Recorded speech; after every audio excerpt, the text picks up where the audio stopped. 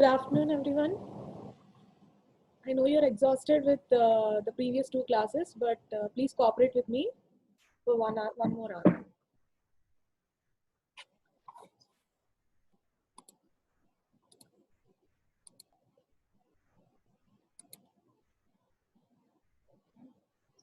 So today I'll be discussing about measles, mumps, and rubella, one of the important topics in infectious diseases. It is more priorly important pediatric-wise, but even the more common cases are found in adult. So starting with measles. Measles, or it is also known as rubeola, and I'm giving you a bit of homework. Why is it known as rubeola? Measles or rubeola is a highly contagious acute respiratory disease. Before the widespread use of measles vaccine, it was estimated that measles caused more than 2 million deaths worldwide each year. In some areas of the world, it remains a serious threat to the children. Coming to a brief discussion of epidemiology regarding measles. Measles has a worldwide distribution. Historically saying, measles caused universal infection in childhood in the United States, with more than 90% of children acquiring the infection before 15 years of age. Morbidity and mortality associated with measles decreased prior to the introduction of the vaccine as a result of improvement in healthcare and nutrition. However, the incidence declined dramatically following the introduction of the measles vaccine in 1963. The attack rate fell from 313 cases per 1 lakh population in 1956 to 1960 period to 1.3 cases per 1 lakh in 1982 to 1988. Approximately 3 lakh 50,000 childhood deaths occur globally due to measles every year, out of which 80,000 are accounted by India. Coming to etiology, it is a single-stranded lipid-enveloped RNA virus belonging to the family Paramyxoviridae and genus Morbillivirus. Measles was originally a zoonotic infection. Humans are the only natural host of this virus. Measles virus is considered to be an antigenetically monotypic virus, that is, the surface proteins responsible for inducing protective immunity have retained their antigenic structure. So, this is the meaning. Antigenetically monotypic is the surface proteins responsible for inducing protective immunity. They have retained the virus's antigenic structure. Coming to the transmission, portal of entry is via respiratory tract or conjunctiva, via large droplet or small droplet aerosols. And the incubation period of this virus is 6 to 19 days to the onset of rash. Coming to pathology, necrosis of the respiratory tract. This virus enters via respiratory tract or conjunctiva. After that, it causes a necrosis of the respiratory tract epithelium and an accompanying lymphocytic infiltrate resultant. Small vessel vasculitis on the skin is also caused and on the oral mucous membrane. Histology of the rash and exanthem reveals intracellular edema and dyskeratosis associated with formation of epidermal syncytial giant cells with up to 26 nuclei. Fusion of these infected cells results in multinucleated giant cells. It is known as the Warthin-Finkelday giant cells. The Warthin-Finkelday giant cells, which is the pathognomonic, that is histologically, for measles, with up to 100 nuclei and intracytoplasmic and intranuclear inclusions. Coming to pathology, previously I discussed about pathogenesis. Measles can be divided into 4 phases depending upon the presentation of the symptoms. So it is initially incubation period, second is prodromal illness, then exanthematous phase, then comes the recovery phase. So measles consists of 4 phases: incubation period, prodromal illness, exanthematous phase, and recovery phase. So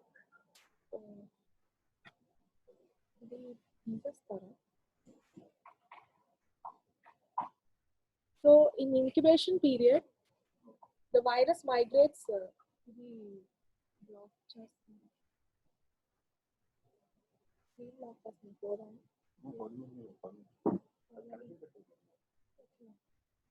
So in incubation period, virus migrates into the అలా కదండి చూసామాట కనిపించదు. Virus migrates into the respiratory epithelium, and primary viremia ensues, causing the dissemination of virus to reticuloendothelial system. Secondary viremia spreads virus to the body surfaces. This ensures the next phase of the illness, that is prodromal illness. Prodromal illness, here epithelial necrosis and giant cell formation is seen. In this, the important part is viral shedding begins in this phase. Exanthematous phase, with onset of the rash, the antibody production begins in the body and viral replication and symptoms begin to subside, which is nothing but the recovery phase. Coming to the clinical manifestations of this viral illness, high fever is seen, that is more than 101 degree Fahrenheit, ananthem, cough, coryza, conjunctivitis, and prominent exanthem.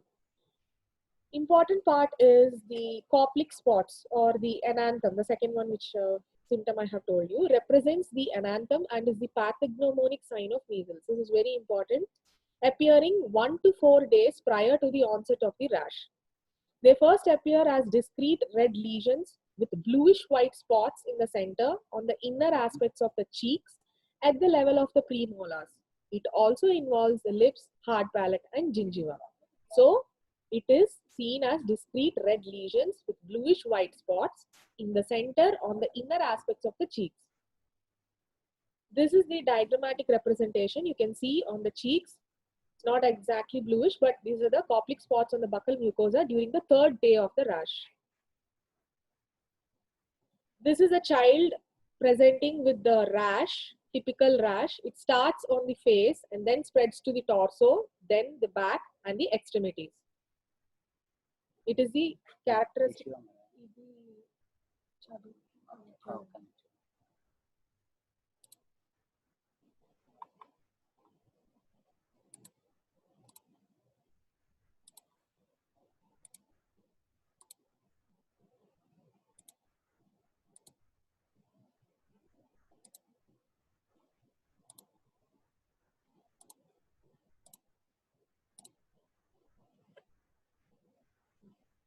So this picture shows the typical red blotchy pattern, maculopapular rash of measles.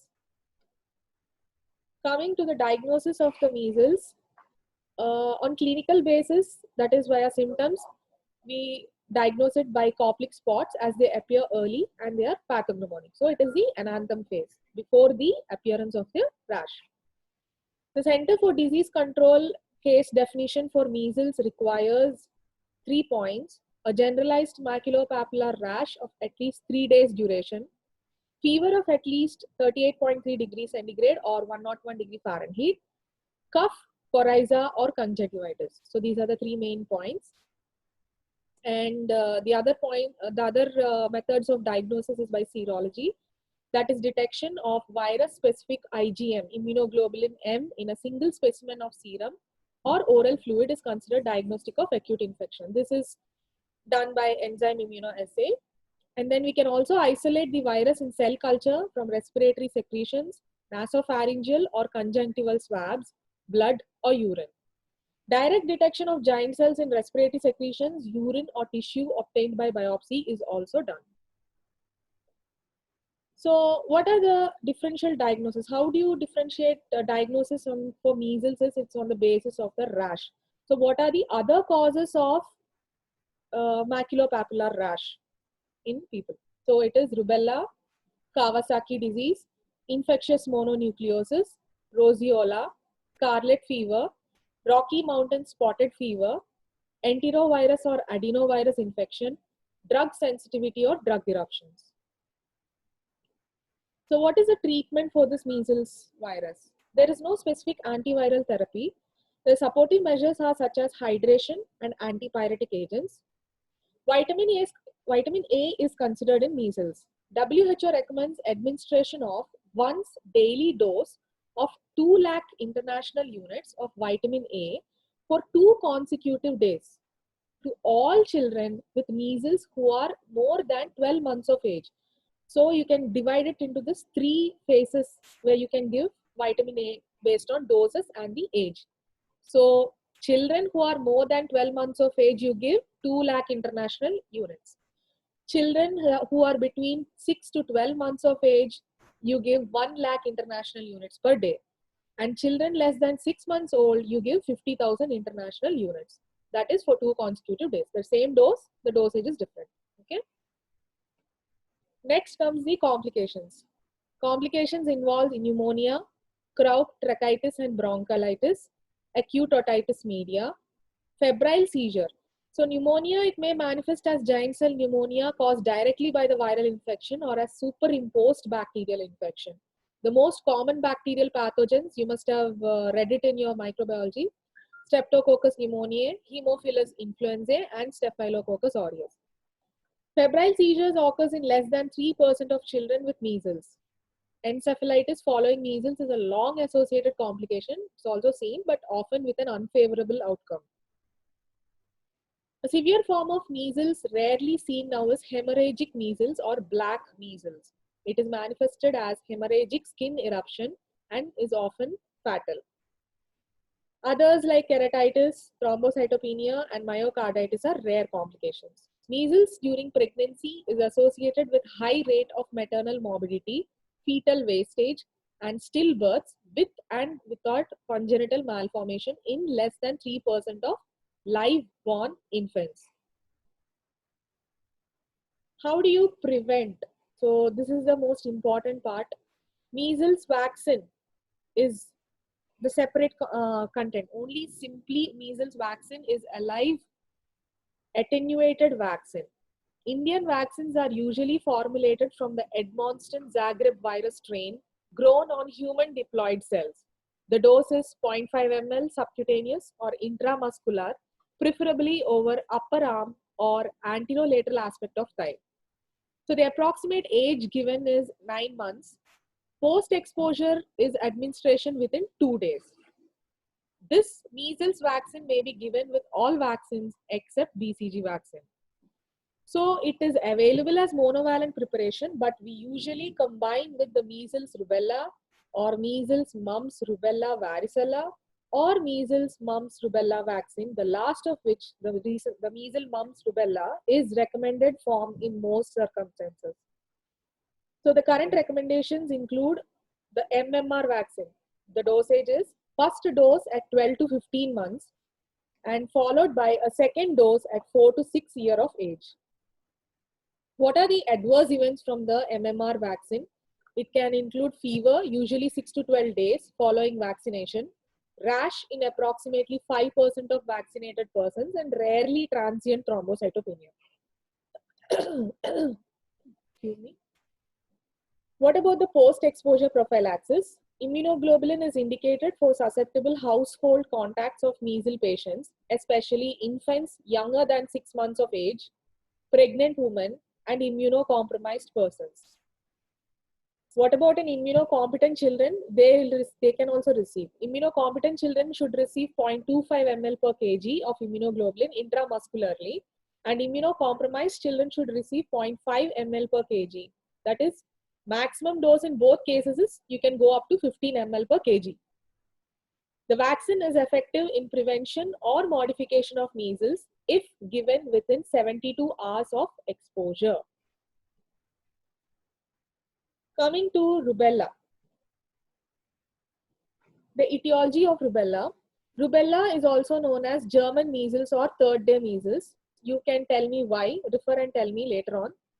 It's a mild, often exanthematous disease of infants and children that is typically more severe and associated with more complication in adults. Its major clinical significance is transplacental infection and fetal damage as a part of the congenital rubella syndrome. Rubella virus is a member of the family Togaviridae and is the only species of the genus Rubivirus. It is a single-stranded RNA virus. You have to note the point that this measles, mumps, and rubella all are RNA viruses. It is a single-stranded RNA virus with a lipid envelope and 3 structural proteins. The virus is sensitive to heat, ultraviolet light, and extremes of pH, but is relatively stable at cold temperatures. Here also humans are the only host. Epidemiology, So I'll brief it up. In the pre-vaccine era, rubella appeared to occur in major epidemics every 6 to 9 years, with smaller peaks interspersed over 3 to 4 years, and was most common in preschool age and school age children. During the rubella epidemic of 1964 to 65 period, there were an estimated 12.5 million cases of rubella associated with 2,000 cases of encephalitis, more than 13,000 abortions or perinatal deaths, and 20,000 cases of the congenital rubella syndrome. Following the introduction of the rubella vaccine in 1969, the incidence of rubella fell 78% in 1976, and congenital rubella syndrome cases fell by 69%. So the Vaccine Action Plan, the Global Vaccine Action Plan 2011 to 2020 calls for the elimination of rubella in 5 of the 6 World Health Organization regions by 2020. Coming to the clinical manifestation, so I have divided it into acquired rubella and the congenital rubella syndrome. Initially, I'll talk about acquired rubella. Following an incubation period, so the incubation period in acquired rubella is 14 to 21 days. Here, usually a prodrome is not seen, but a prodrome consists of low-grade fever, sore throat, red eyes, with or without eye pain, headache, malaise, anorexia, and lymphadenopathy begins. Suboccipital, postauricular, and anterior cervical lymph nodes are most prominent. So here, initially, lymph node involvement is the important point in the rubella.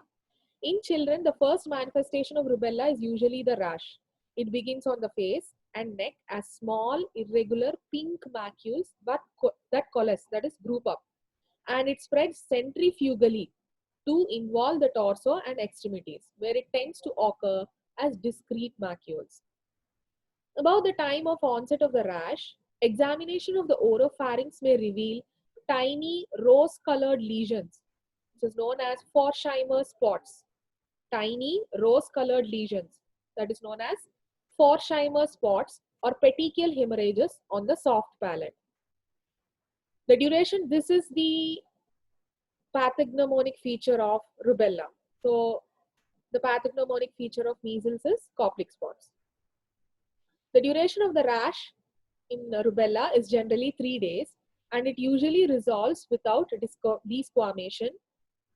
Subclinical infections are common, and 25 to 40% of children may not have a rash. So this is the picture of a baby showing, an infant showing the typical rash of rubella. Coming to the congenital rubella syndrome, which is the important part, the most serious consequence of rubella virus infection can develop when a woman becomes infected during her pregnancy, particularly during the first trimester or the first 18 weeks. The resultant complications may include miscarriage, fetal death, premature delivery, or live birth with congenital defects.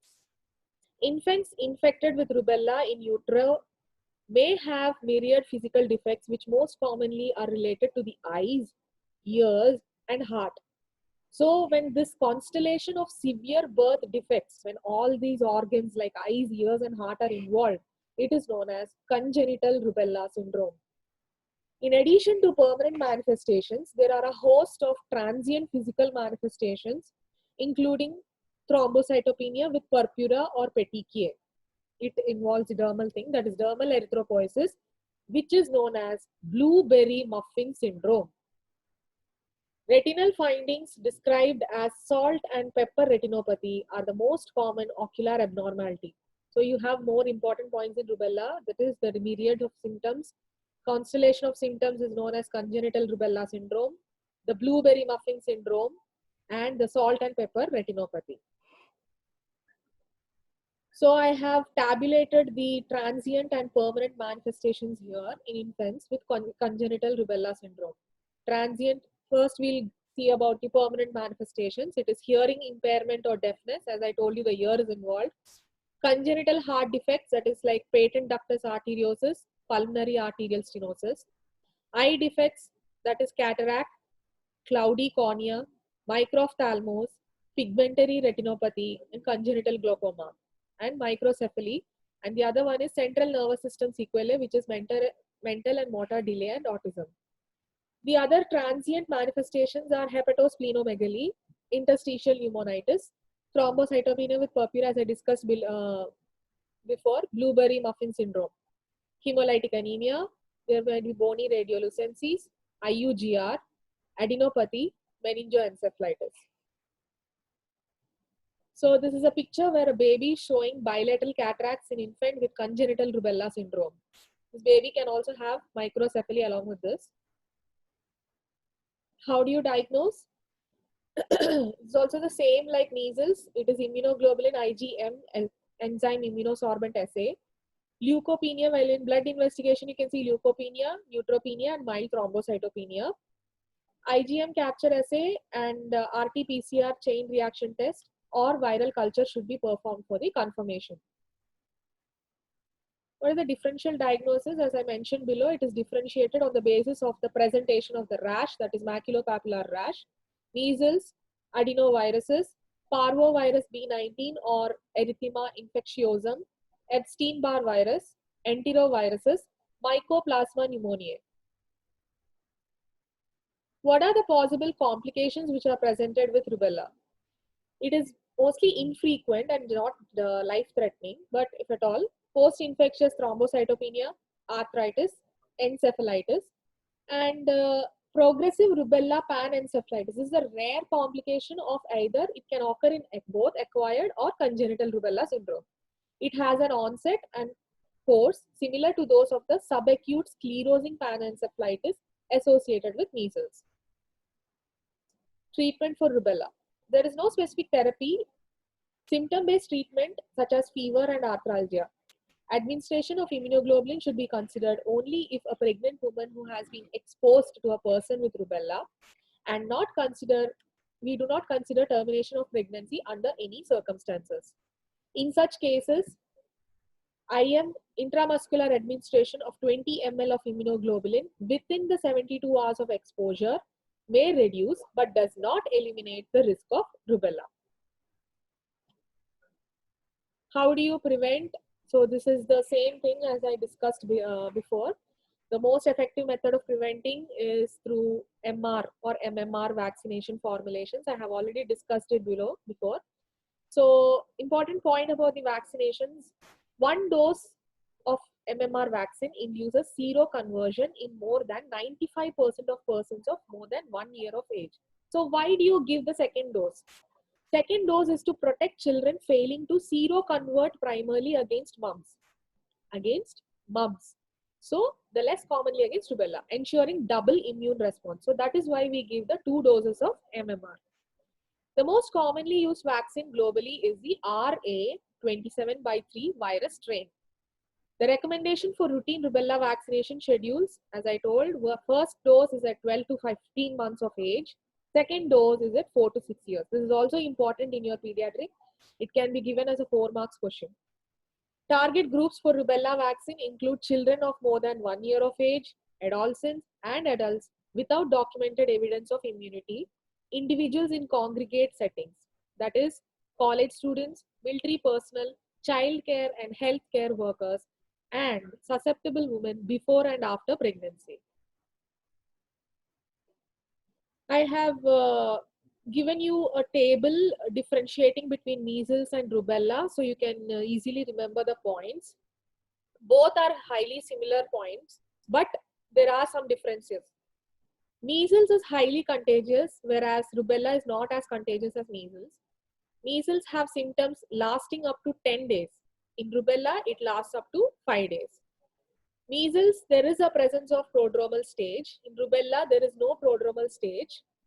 Measles, there is incubation period is 1 to 2 weeks, whereas in rubella, it is 2 to 3 weeks.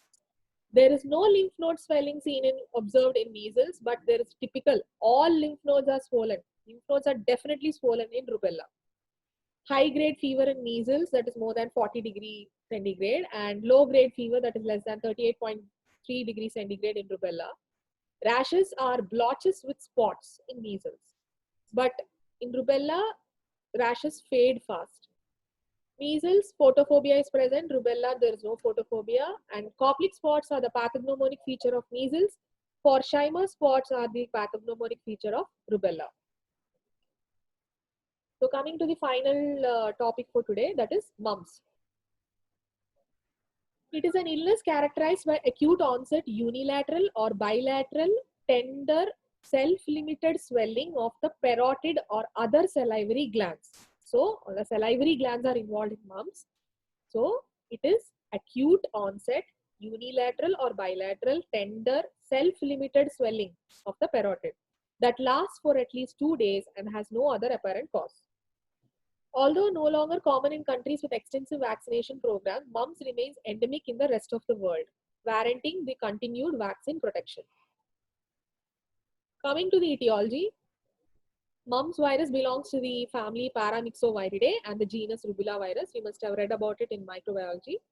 It is a single-stranded pleomorphic RNA virus encapsulated in a lipoprotein envelope and possessing the 7 structural proteins. The surface glycoproteins called hemagglutinin uraminidase and fusion. These mediate absorption. Why I'm mentioning it? Because this mediates absorption of the virus to host cells and penetration of the virus into the cells, respectively. Both of these proteins stimulate production of protective antibodies in the body.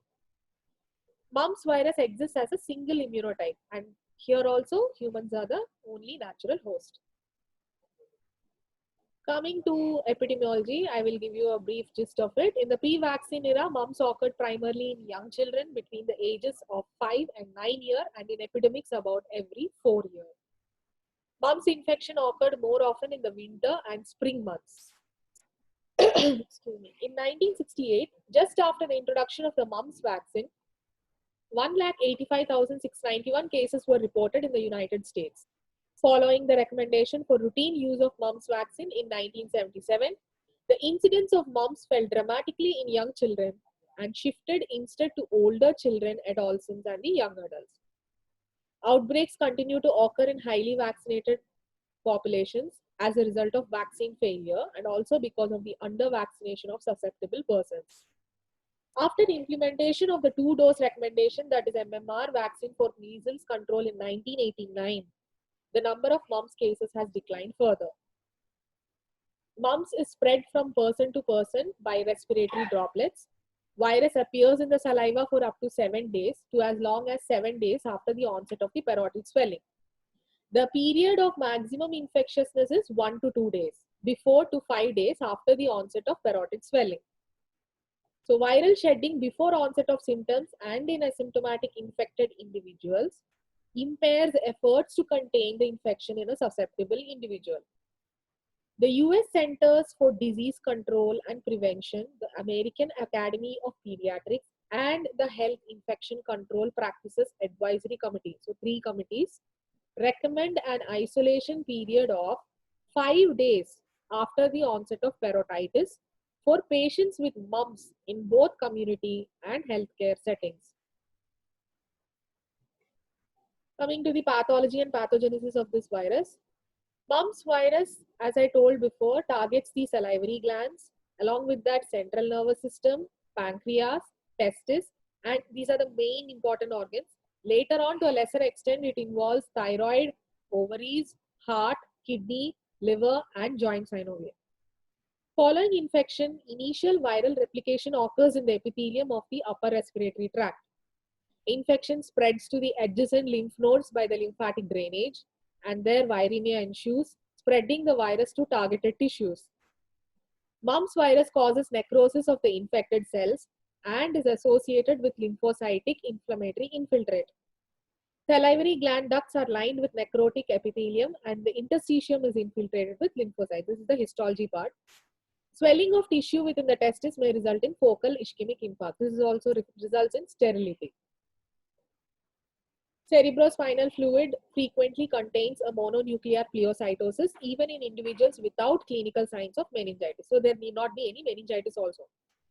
The virus probably enters. How does the virus enter? The CSF. It enters through the choroid plexus or via transiting mononuclear cells during plasma viremia. Virus in the perilymph can result in infection of the cochlea and damage to the organ of Corti and the tectorial membrane, leading to transient or permanent deafness. Evidence of placental and intrauterine spread has been found in both early and late gestation. Mumps during the first trimester of pregnancy increases the risk of miscarriage, and there is no evidence that mumps during pregnancy increases the risk of premature delivery or birth defects. Clinical manifestations of mumps. Incubation period ranges from 12 to 25 days, but it is usually 16 to 18 days. Mumps virus may result in clinical presentation ranging from asymptomatic or non-specific symptoms to the typical illness associated with parotitis with or without complications involving several body systems. It ranges from asymptomatic to typical illness. The typical patient presents with a prodrome lasting about 1 to 2 days, which consists of fever, headache, vomiting, and achiness. Parotitis then appears and may be unilateral initially but becomes bilateral in approximately 70% of cases. Parotid gland is tender and parotitis may be preceded or accompanied by the ear pain on the ipsilateral side. Ingestion of sour or acidic foods or liquids may enhance pain in the parotid area, the typical symptom presented by the patient. As swelling progresses, the angle of the jaw is obscured and the ear lobe may be lifted upward and outward. As you can see in this picture, that is the imaginary line which we draw from above to below. And when the parotid gland swells, the ear lobe is lifted. That anatomical line is dividing. You can remember your own old anatomy. The parotid gland is divided into two parts. The opening of the Stenson duct may be red and edematous. We see in the inner portion of the buccal cavity. The parotid swelling peaks in approximately 3 days and then gradually subsides over 7 days.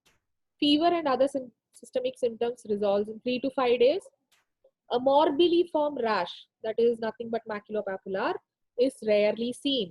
Submandibular salivary glands may also be involved or may be enlarged without parotid swelling. So always remember, all the salivary glands are involved in mumps.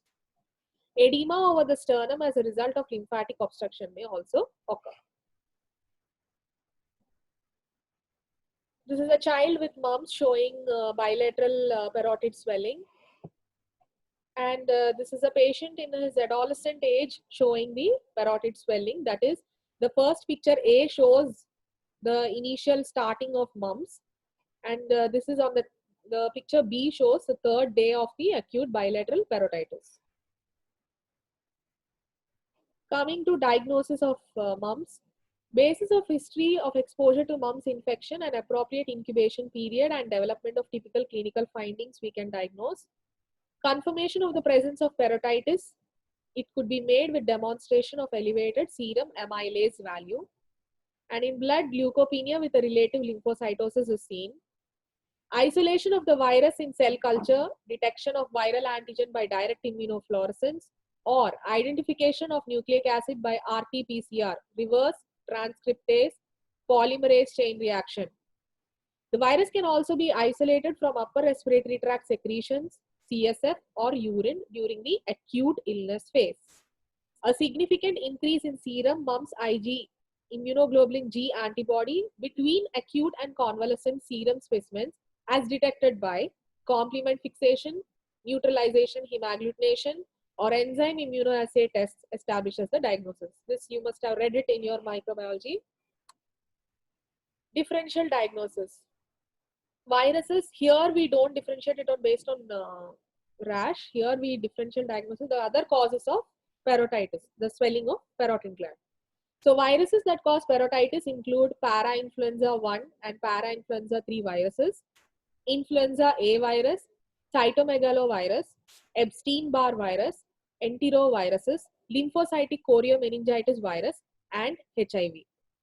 Purulent parotitis, that is usually caused by Staphylococcus aureus, is unilateral. It is extremely tender and is associated with an elevated blood cell count. And main finding, you can involve purulent drainage from the Stenson duct. What do you see in mumps? You see the redness of the Stenson duct. Submandibular or anterior cervical adenitis from a variety of pathogens may also be confused with parotitis. Other non-infectious causes of parotid swelling include obstruction of Stenson duct, collagen vascular diseases such as Sjogren's syndrome, SLE, systemic lupus erythematosus, and tumor. What are the possible complications? Common complications are meningitis with or without encephalitis and gonadal involvement resulting in orchiditis or nephritis. Uncommon complications include conjunctivitis, optic neuritis, pneumonia, nephritis, pancreatitis, thyroiditis, and thrombocytopenia. This is based on the organs involved. So coming to the treatment, there is no specific antiviral therapy available for mumps. Management should be aimed at reducing the pain associated with meningitis or orchitis and maintaining adequate hydration. Antipyretics may be given for fever. So prognosis of mumps is nearly always excellent, even when the disease is complicated by encephalitis, although fatal cases may occur and myocarditis has also been reported.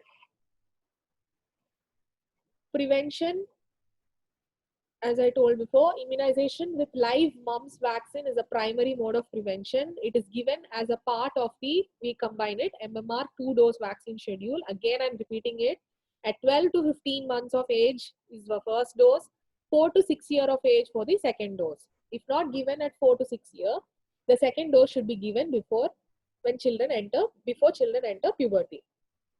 As a live virus vaccine, MMR should not be, these are a few points about the vaccination. As a live virus vaccine, MMR should not be administered to pregnant women or to severely immunodeficient or immunosuppressed individuals. HIV patients who are not severely immunocompromised may receive the vaccine because the risk for severe infection with mumps outweighs the risk for serious reaction to the vaccine. Adverse reactions to mumps virus vaccine are rare. Parotitis and orchitis have been reported rarely. In 2005, the quadrivalent measles, mumps, rubella, and varicella vaccine was made available. However, in 2010, studies showed a greater risk of febrile seizures in children to 12 to 13 months of age, 5 to 12 days following administration of the vaccine. There is no increased risk of seizures in children receiving the first dose of MMRV at older than 48 months of age. As a result, the American Academy of Pediatrics currently recommends either MMR vaccine and separate varicella vaccine or the MMRV vaccine in children through 47 months of age. After 48 months of age, the MMRV is generally not preferred. After the 48 months, it's preferred. Thank you.